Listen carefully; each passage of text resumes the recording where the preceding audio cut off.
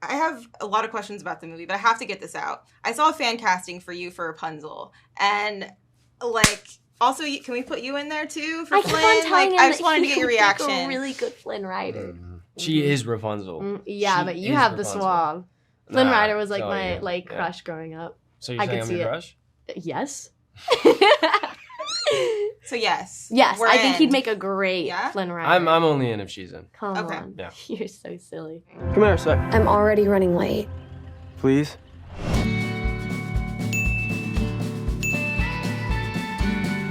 How crazy is that people can do a Mason Thames double feature? That's what I've been saying! Also, if Blackbone, How to Train Your Dragon, and Regretting You all open up at #1, Mason will be the first actor to have had 3 movies open up #1 since Jim Carrey in the 90s. What? Isn't that insane? That's crazy. At 18.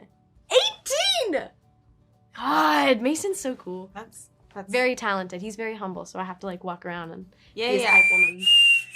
What does that have to do with anything? Get a hold of yourself.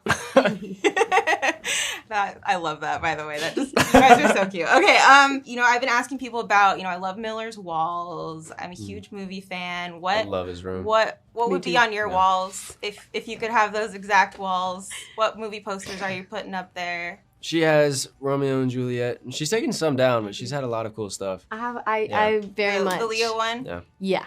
Of course. And then I used to have Romeo and Juliet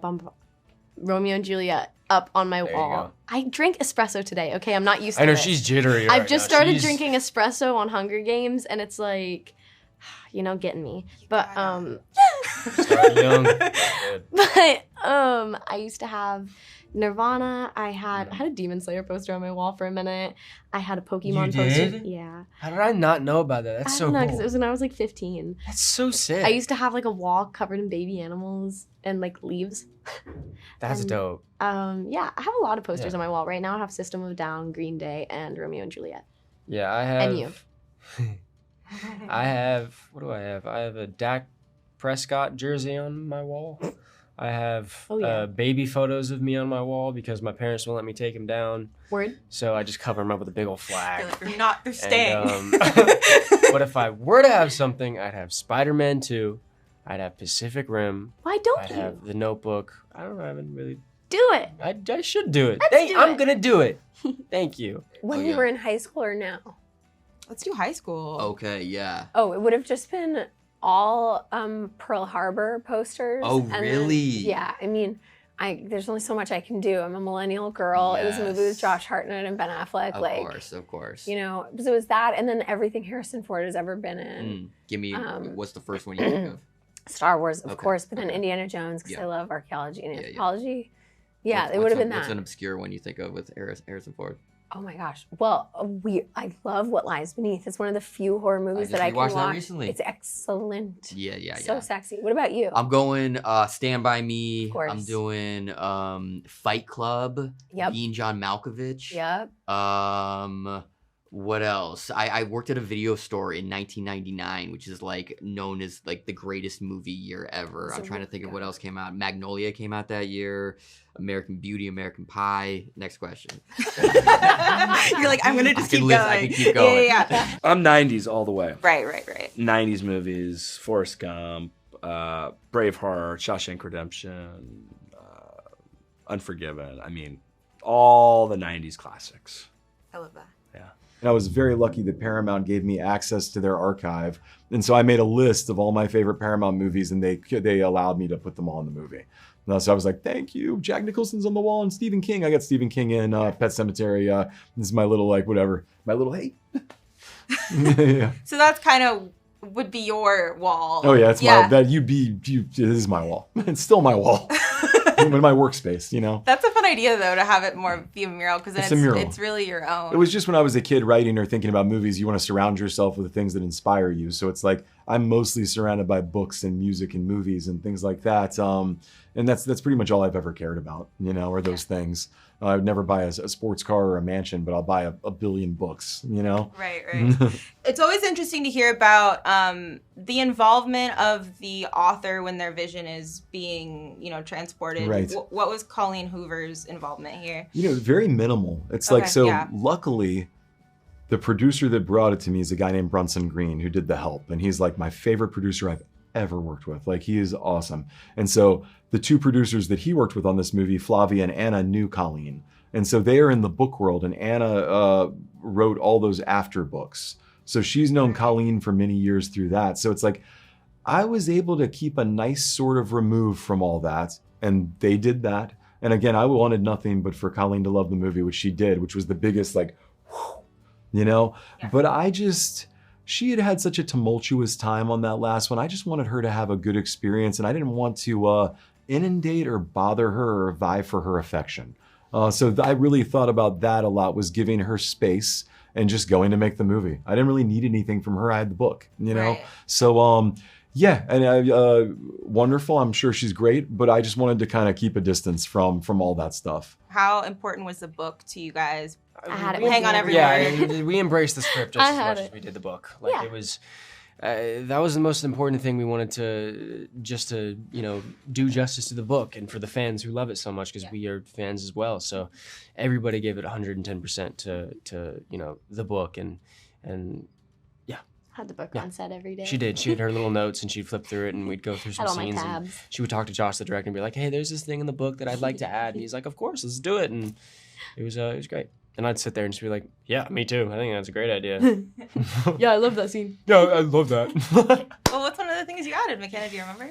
Gosh, I'd have to go back and look at all my notes. Yeah, there were. I remember there was one that little things. wanted. Yeah. There was this one scene where she. Well, not wrong. I did like pull a sucker out of your mouth because that was in the book, and there was like a whole thing. But I don't know. There was a couple little things in there that I can't remember right now. But there's a few. And what about your relationship with the book? Did you crack it open? Decide to just move it aside?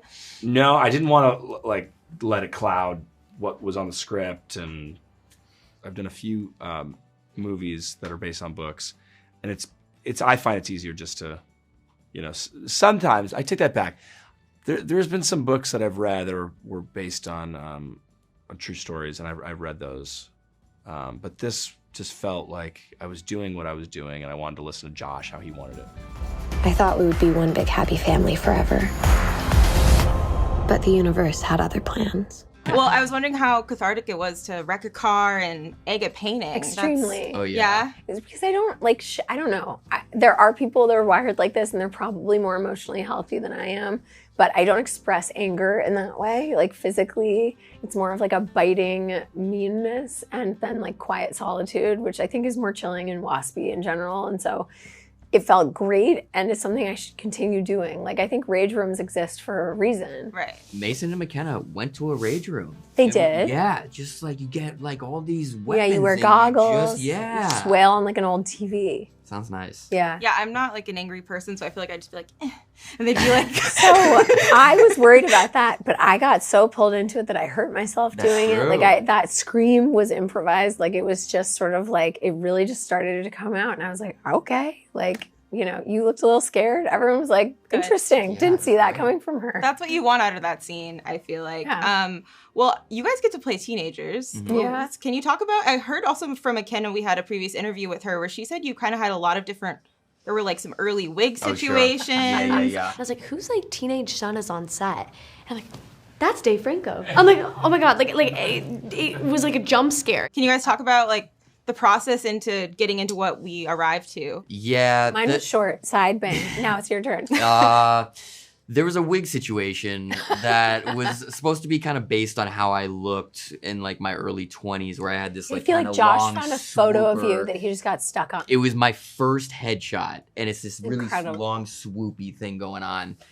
And the wig, everyone had very good intentions. But as like the process was happening, I was like, oh, this isn't working. And it was one of the first days of filming, and I remember having to do this long walk through the set, past all the crew, past all the cast, to show our director, what do you think of this ridiculous wig? And he literally laughed in my face. And then I had to do the walk back to have them rework the wig. Did the walk again with an even worse wig. We didn't use the wig in the movie. I think I love that you had that little walk of shame. Twice. Did you have any fun process that arrived to what your character looks like as a teen? Yeah, there was. I got to wear, I might have worn puka shells in one of the scene, and some tank tops from like the 90s, which was fun, and just to sort of young him up a little bit. It was fun. You remember that age? Everything felt so complicated. I'm very sorry. Your husband and sister were in a car accident. Don't you want to know why they were together? I wanted to ask you guys a little spoiler question. I think if I was in the position of the characters, I would read the letters. I knew you were going to say that. Yeah. I was curious what your thoughts were on that. Here's what's so satisfying about this, Dave, is that I agree with you, and we are going to get a disproportionate amount of people saying that because they are journalists. And that's interesting. They need to know. I would never destroy a primary source document, ever in a million years. Here's what I'm going to say, because I don't want to give away what these letters are or whatever, but like, what kind of salacious details do you need to know? It's too final. We know the broad spectrum of what happened, and it's something bad that you don't want to know about. So you really want to know the details that make you feel worse? But it made anyway, I don't want to spoil it. There are people who should make that decision that are not the two of us. That's all I'll say. But those people should not be... We gotta move past Yeah. Well, my thought was like, kind of humanizes maybe it a little bit for me. It would be what I would like... potentially. You know those details. I'd have to wait. You know those are sexy details. I don't want those human details about my partner with someone else. Was there ever a scene that would have provided more context for the viewer about what his other life was like, and would you want one? There were some scenes. I haven't actually seen the movie, the final cut, but there were several other scenes I heard that got cut. So I don't know. Just sometimes that happens. Things get chopped on the floor, and the movie is bigger than just all the scenes put together. You got to sort of craft the pacing, and that's that's not my department. I would have loved to see Chris and Clara's father-daughter relationship. What do you think that was? So we had some more of that. I heard I had heard that there was more of that that got cut out. I mean, we shot several scenes that were sort of flashback scenes and other stuff that I just don't think made the final cut. I just don't want to forget them. You deserve to be happy. Speaking of The Notebook, they get a kissing in the rain scene. Did you guys wish you had a kissing in the rain scene? I want one so bad. That would have been good. Well, fun fact, that scene where Miller and Clara runs and jumps on Miller, it was supposed to be raining. And you were like wet. Obviously not in there, but she walks in from the rain and she's all like soaked. Yeah. I guess they just didn't do that at the end of the day, but yeah.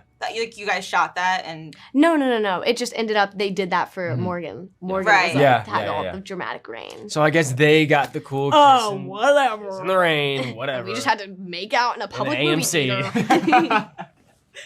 Coolest movie we theater. Love you, AMC. Yeah. Love it. Okay, I wanted to talk about the Promposal. It's really cute. It's very sweet. Can you guys talk about filming it and what your thoughts are on the Promposal? It was really sweet. It was really sweet. It was really fun. That was a really sweet night. You and your little dapper suit. I had a lot of fun. You and your little red dress. It was great. It was everybody was fitted up. Yeah, Dave had his baby. Fitted up, and Dave had the baby. That was a really... That was one of my favorite. That was one of my favorite scenes in the film. To be honest, it was just a lot of fun to film, and I think we all just had a good time. And I think in the movie, it's just so sweet. And there was a version.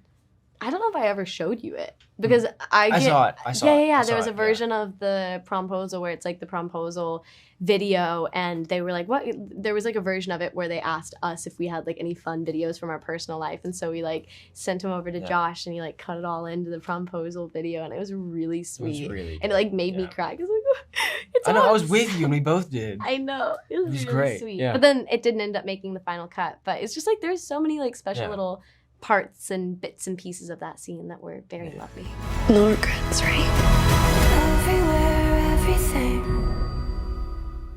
I'm a huge horror fan, so it's so fun to like talk to y'all, but for Thank something you. completely different. I know. Top 3 horrors this year. Oh, Whoa. God. Megan, Together, and...